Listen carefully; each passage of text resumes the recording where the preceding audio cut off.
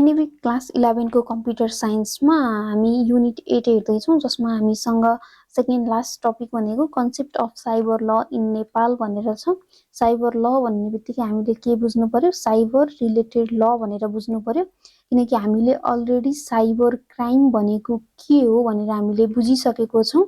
Cyber crime भनेको illegal activities done through the use of ICT tool are called cyber crime भनेर हामीले बुझेको छौँ। For example cyber bullying, piracy, hacking, plagiarism, पोर्नोग्राफीहरू हुन सक्यो। साइबर ल भनेपछि हामीले legal system that deals with internet, cyber space and their respective legal issue भनेर बुझ्नु पर्यो। साइबर ललाई इन्टरनेट ल, डिजिटल ल, आइटी ल भनेर पनि बुझिन्छ, which is the legal regulation or frameworks governing digital activities हरु। So why cyber law भनेर हामीले भन्नु पर्यो भने चाहिँ के बुझ्नु पर्यो, to reduce cyber crime, किनकि cyber law provides provision of punishment to cyber criminals।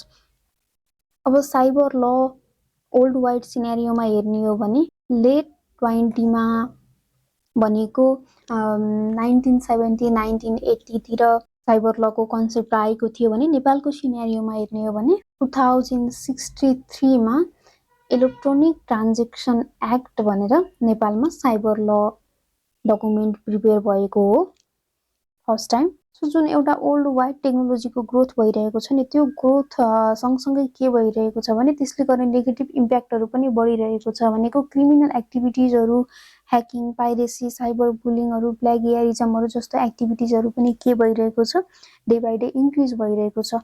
Old wide टेक्नोलोजीको ग्रोथ भइरहेको टाइममा Nepal can be separated from developing technology and also the issues raised by technology, and cyber law in Nepal is on the process of development भनेर बुझ्नु पर्यो। अब cyber ल को definition मैले अलरेडी एक्सप्लेन गरिदिसकेको छु, which refers to the legal framework governing digital technologies, electronic communications and internet within the country भनेर बुझ्नु पर्यो। and electronic transaction act 2063 भनेको the primary legislation dealing with electronic transaction and digital signature। यो document हजुरहरूले गुगलमा पनि electronic transaction act 2063 भनेर search गर्नुभयो भने भेट्न सक्नुहुन्छ। मैले पनि यहाँ डाउनलोड गरेर राखेको छु। यसलाई एकचोटि सर हेर्ने हो भने इलेक्ट्रोनिक ट्रान्जेक्सन एक्ट 2063 डिसेम्बर 8 2006 मा यो पब्लिस भएको, यहाँ डेट 2008 भनेर लेखिएको छ है। Date of authentication and publication भनेको जुन फर्स्ट फाइनल भर्जन पब्लिस भएको थियो त्यो डेट पनि डिसेम्बर 8 2006 मा हो। यसमा अब यो एक्ट लागू हुने डेट पनि मेन्सन गरेको छ 24 भाद्र 2063 भनेर। एन्ड यसमा अब जुन साइबर क्राइमहरू हुन्छ त्योसँग रिलेटेड धेरै पोइन्टहरू मेन्सन गरिएको छ। यो भित्र मेजर टर्महरूलाई पनि यहाँ डिफाइन गरेको छ। यो डकुमेन्ट कुन साइटमा पाउँछ भनेर म डिस्क्रिप्सनमा लिङ्क पनि राखिदिन्छु। अदरवाइज हजुरहरूले पनि इलेक्ट्रोनिक ट्रान्जेक्सन एक्ट भनेर सर्च गरेर हेर्न सक्नुहुन्छ। र यो डकुमेन्टमा के मेन्सन गरिएको छ भनेर मजाले बुझ्नको लागि यो डकुमेन्ट नै यहाँहरूले डिटेलमा हेर्न सक्नुहुन्छ। यो एकदमै लङ डकुमेन्ट छ, त्यही भएर पनि हामीले अहिले यसलाई डेप्थमा गएर हेर्न भने सकिँदैन। यसमा अराउन्ड 12 सेक्सन एन्ड 80 क्लजेसहरू छ। जस्ट मैले यो होल डकुमेन्टमा के थिमहरू यसमा केसँग रिलेटेड पोइन्टहरू मेन्सन गरिएको छ त भनेर एक्सट्र्याक्ट गरेको छु point wise. So electronic transaction एक्टमा मेन्सन गरिएको मैले के पोइन्टहरूलाई यहाँ लिस्ट आउट गरिदिएको छु। त्यसमा इलेक्ट्रोनिक रेकर्डहरूले पनि लिगल रिकग्निसन पाउने भनेर मेन्सन गरिएको छ। गभर्मेन्ट अर्गनाइजेसनहरूले पनि अब जुन डकुमेन्टेसनहरू हुन्छ त्यो अनलाइनको थ्रुबाट प्रोभाइड गराउन सक्ने, आफ्नो सर्भिसहरू अनलाइनको थ्रुबाट प्रोभाइड गराउन सक्ने, अनलाइन पेमेन्टहरू एक्सेप्ट गर्न सक्ने, त्यो फ्लेक्सिबिलिटीहरू, त्यो प्रोभिजनहरू प्रोभाइड भयो।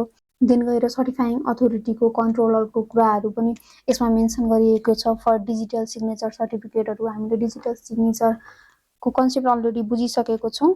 र डिजिटल सिग्नेचरमा अर्को एउटा सर्टिफिकेसन अथोरिटी भन्ने पनि टर्म हुन्छ। हामीले त्यसलाई डेप्थमा गएर हेर्छु भन्ने हो भने त हामीले क्रिप्टोग्राफीमा गएर त्यसलाई डिटेलमा बुझ्न सकिन्छ।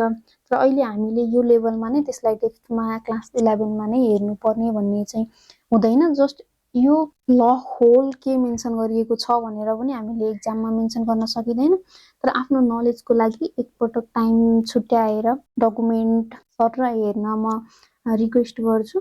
अदरवाइज मैले एक्जाम बेस्ड कन्टेन्टको लागि एक्जाम ओरिएन्टेड भएर त्योबाट की थिमहरू चाहिँ पोइन्ट आउट गरिदिएको छु। त्यहाँ साइबर क्राइमसँग रिलेटेड प्रोभिजनहरू, जुन computer related offences, unauthorized access, data थेफ्टहरू, अनलाइनमा इलिगल कन्टेन्टहरू पब्लिस गर्नेसँग रिलेटेड लहरू पनि मेन्सन गरिएको छ। देन आइटी कोडको इस्टाब्लिसमेन्ट हुने, जुन हामीले साइबर क्राइमहरू भयो भने साइबर ब्युरो भनेर सुन्नुभएको छ होला।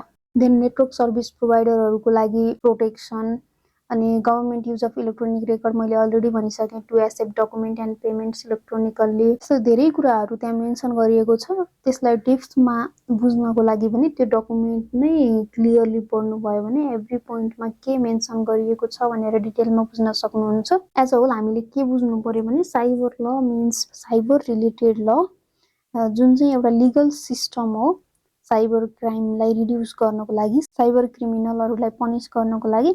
र ओल्ड वाइड सिनेरियोमा हामीले लेट 20मा साइबर लको कन्सेप्ट आएको थियो भनेर बुझ्न सकिन्छ भने, र नेपालको सिनेरियोमा हेर्दा चाहिँ इलेक्ट्रोनिक ट्रान्जेक्सन एक्ट 2063 जुन छ, that was the primary legislation dealing with electronic transactions and digital signature. त्यसपछि केही मोडिफिकेसनहरू चाहिँ हुँदै गइरहेको हुन्छ। त्यही एक्टमा के भइरहेको हुन्छ, नयाँ स्ट्रिक्ट रुल्सहरू अथवा कुनै प्रिभियसली आइडेन्टिफाई नभएको पोइन्टहरूलाई आइडेन्टिफाई गर्दै एड अन गर्दै पनि जान सक्छ।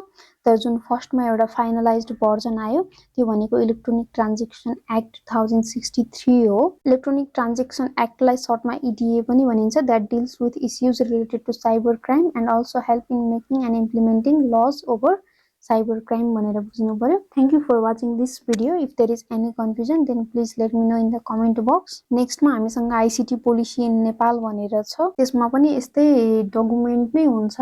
ICT policy, national ICT policy नेपालको त्यो डकुमेन्टहरू चाहिँ यहाँहरूले आफ्नो फ्री टाइममा भए पनि एकपटक त्यो डकुमेन्ट हेर्न म रिक्वेस्ट गर्छु।